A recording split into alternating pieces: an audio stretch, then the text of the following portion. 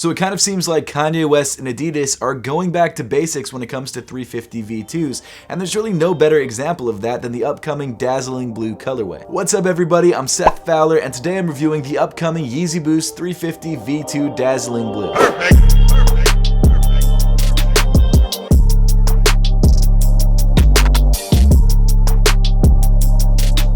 Before we dive into the video, I want to give a huge thank you to the sponsor and also the people that made this video possible, because they literally sent me this pair of shoes, and that's Kicks World. So as someone who has a pretty serious sneaker addiction, it's always a struggle for me to not spend money on sneakers. And to be honest, it's not so much the spending money on sneakers that bothers me, it's the spending money on sneakers that I end up not even wearing. And for me, Kicks World has really solved that problem, because Kicks is a monthly subscription service that allows you to try sneakers before you buy them. And what I love about that is you can actually wear the sneakers around, try them on with different outfits, and keep them for a month to decide if this is really a pair of sneakers you want to spend money on. And if you decide to actually grab one of the sneakers that you got from Kicks, you can use part of your monthly subscription fee to go towards the cost of those sneakers. So not only are you able to try the sneakers before you buy them, you can also get them at a cheaper cost than you would be able to from somewhere else. So if you'd like to check out Kicks World for yourself and try sneakers before you drop the money on them, I definitely recommend checking out Kicks World by clicking the link in the top of the description. And like I said, big thank you to Kicks for providing the sneakers in today's video, because if it wasn't for them,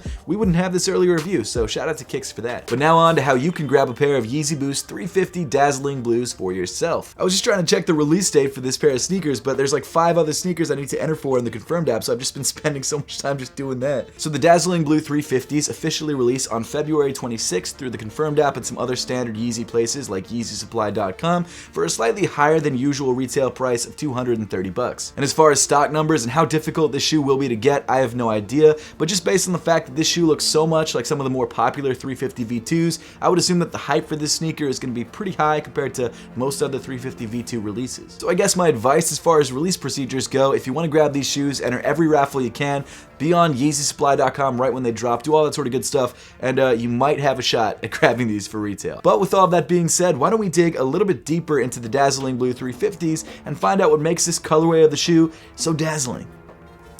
That was a stretch. So the first thing you might have noticed about this shoe is how similar the color blocking of this shoe is to some of the more popular and original 350 V2s. After the first release of the 350 V2s in 2016 in the Beluga colorway, Adidas and Yeezy decided to drop a couple more colorways before the end of the year that came in a primarily black with accent color look. Those colorways included the red stripes, the olives, the coppers, and even the Oreos, and all 4 of those colorways have become some of the most popular pairs of 350 V2s to release. So it just makes sense that Kanye and Adidas are trying to recapture some of that 350 V2 hype by releasing a colorway that's pretty similar to those 4 colorways. However, they did change things up just a little bit by changing the accent color on the shoe to a bright blue, which we don't often see on pairs of 350s. And based on the success of those colorways, I'm actually surprised at how long it took Adidas and Yeezy to release a new variant of those shoes.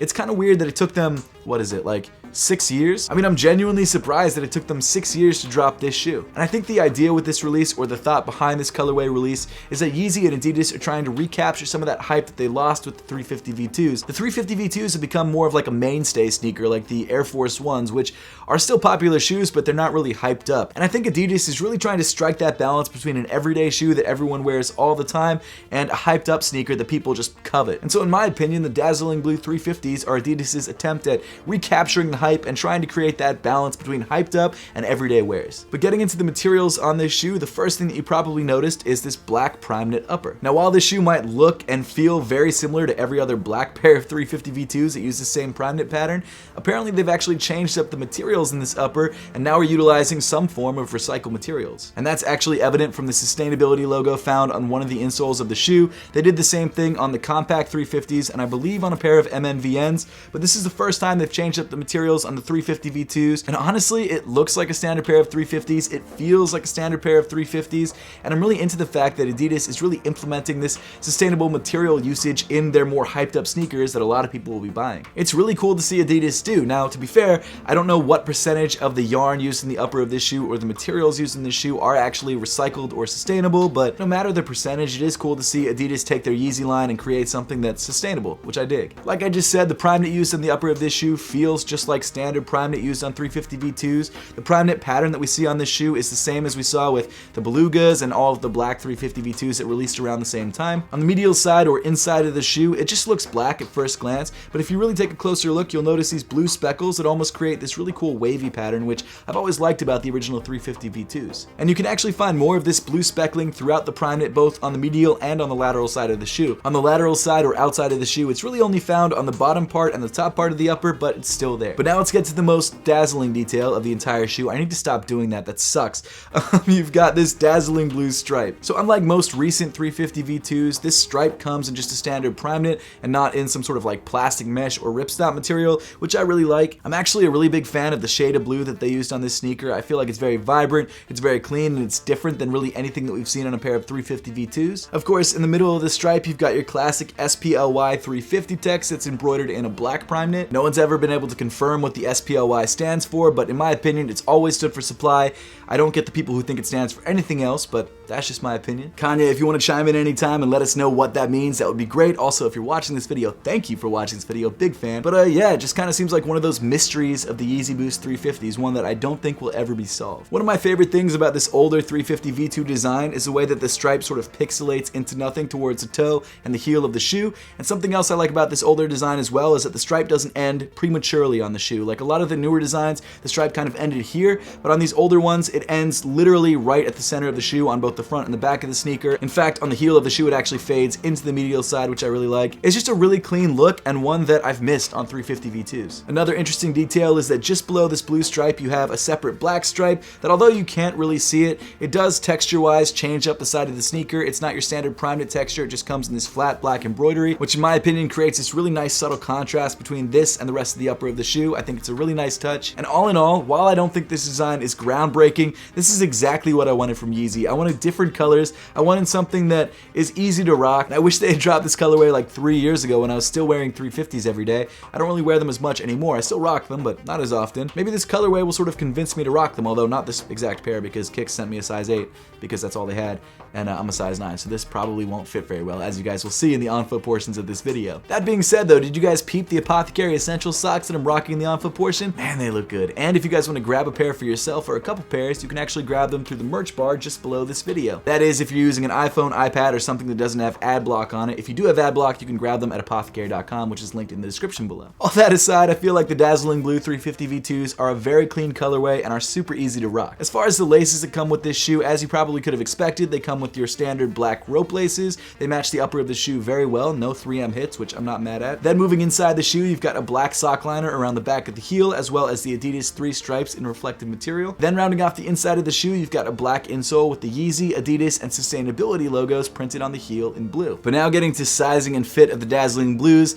like I said, this shoe is a size 8, so it's a full size down from my standard size. I was able to squeeze my foot into the shoe for the on-foot portion of this video, but unfortunately, because the shoe is not my size, I can't give you guys exact sizing advice on this sneaker. What I will say though is that based on the construction and overall look of the shoe and what I've heard from other people, the shoe does fit like a standard pair of 350 V2s, and that means if you're grabbing this shoe, grab a half size up because the shoe probably does fit a half size small. So if you're like me, a size 9, grab a size 9.5 in the shoe. If you're a size 10, grab a size 10.5, and so on. It's kind of your standard 350 V2 deal. It's not really any new construction. It's more the same. Even though the materials are different, the actual fit isn't any different, so keep that in mind. But then moving down on the sneaker, you get to your standard and iconic Yeezy Boost 350 V2 ribbed outsole. In this case, it comes in sort of a dark smoky gray, and you can sort of see through to the Boost underneath, but not that well. And then finally, moving to the bottom of the sneaker, you've got more of that same rubber on the outsole, and of course your cutouts through to the Boost. Now, if you've never worn a pair of 350 V2s before, I've got to say that they are a very comfortable shoe. You've got a full-length Boost midsole, which is super soft underfoot.